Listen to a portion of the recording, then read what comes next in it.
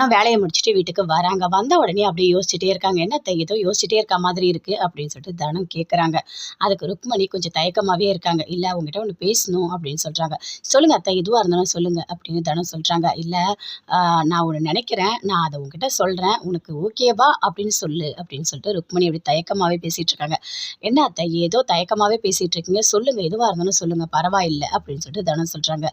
இல்லைம்மா உனக்குன்னு ஒரு வாழ்க்கை வேணும்னு எனக்கு தோணுது, தயவு செய்து நீ ஒரு கல்யாணம் பண்ணிக்கோ அப்படின்னு சொல்கிறாங்க. இல்லை அத்தை ஏற்கனவே நீங்கள் என்கிட்ட கேட்டீங்க, நான் வேண்டான்னு சொல்லிட்டேன், தயவு செய்து என்னை விட்டுருங்க அப்படின்னு சொல்லிட்டு தனம் சொல்கிறாங்க. இல்லைம்மா நீ என்கிட்ட சொன்ன, இருந்தாலும் உன்னோட வாழ்க்கை நல்லா இருக்கணும்னு நான் நினைக்கிறேன், அதனால் நீ கல்யாணன்ற ஒரு விஷயத்துக்கு முதல்ல ஓகே சொல்லு, அதுக்கப்புறம் கண்டிப்பாக ஒரு நல்லவங்களாக உனக்கு கிடைப்பாங்களோன்னு எனக்கு ஒரு ஒரு மனசில் இருக்குது அப்படின்னு சொல்கிறாங்க. இங்கே பாருங்க அத்தை அந்த பேச்சை இதுக்கு மேலே தயவு செய்து பேசாதீங்க, நான் உங்கள் பொண்ணாகவே உங்கள் கூடவே கடைசி வரைக்கும் வாழ்ந்துடுறேன் அப்படின்னு சொல்கிறாங்க. சரிம்மா கொஞ்சம் யோசிச்சு பாரு, நான் டைம் தரேன் உனக்கு, உடனே நீ எந்த முடிவும் எடுக்க வேண்டாம், நீ நல்லா யோசிச்சு உனக்கு என்ன தோணுதோ அதை நீ சொல்லு, ஆனால் எனக்கு பிடிச்ச மாதிரி சொல்லுமா அப்படின்னு சொல்கிறாங்க. அங்கேருந்து தனம் அப்படியே உள்ளே போகிறாங்க. உள்ளே போயிட்டு பயங்கரமாக ஃபீல் பண்ணுறாங்க. எதுக்காக அத்தை எனக்கு கல்யாணம் பண்ணி வைக்கணும்னு யோசிக்கிறாங்கன்னு தெரியலையே, நானும் சொல்லிட்டேன் வேண்டான்னு சொல்லிட்டு.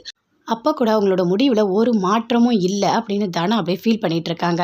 ருக்மணி யோசிக்கிறாங்க, எப்படியாவது தனம் வந்து கல்யாணம் பண்ணிக்க சம்மதிச்சா கதிரை கல்யாணம் பண்ணி வச்சிடணும், அவங்க 2 பேரும் கண்டிப்பாக சந்தோஷமாக இருப்பாங்க, கதிர் நல்லா பார்த்துப்பான்னு எனக்கு நம்பிக்கை